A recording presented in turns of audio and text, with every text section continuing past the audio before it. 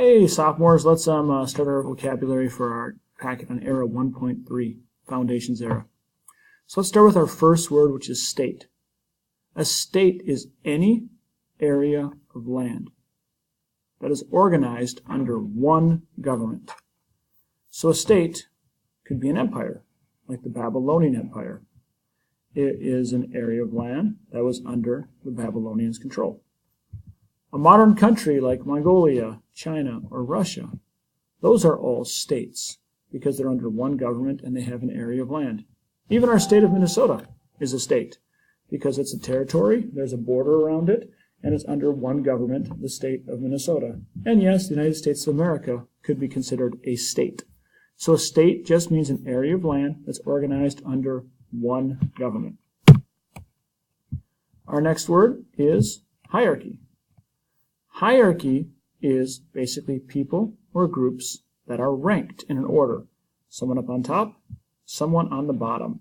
So one person is above the other on this kind of scale. And hierarchy has to do with status and authority. In Egypt, for example, the pharaoh had more status than anyone. Near the bottom were the farmers and the slaves who had the lowest status in this system.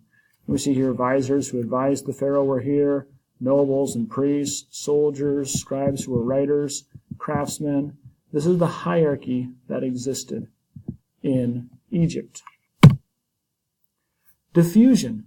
Diffusion is basically to spread, or to spread more widely. Many things can diffuse. Religion can diffuse. Christianity started off as a very small religion in the area today known as Israel, and is all over the world. Same with Islam. Islam started with a few followers and then spread all over the world.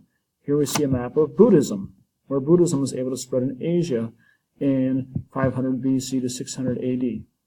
Languages spread like English. Many people around the world speak English today.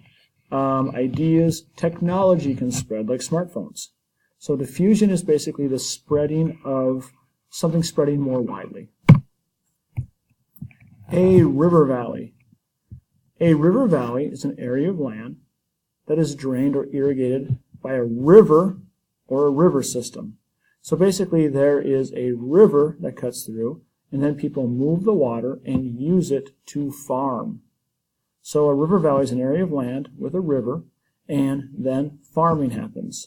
And most of our first early civilizations are formed on river valleys because this provided fresh water.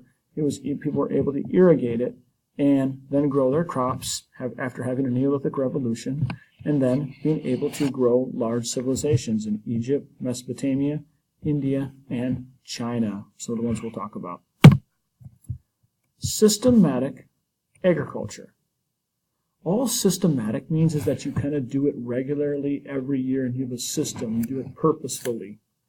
So systematic agriculture is farming that's regularly done, it's planned, and that you grow or raise crops and animals every year, and this is your plan for how to live. That makes it systematic. It's something you want to do over and over again.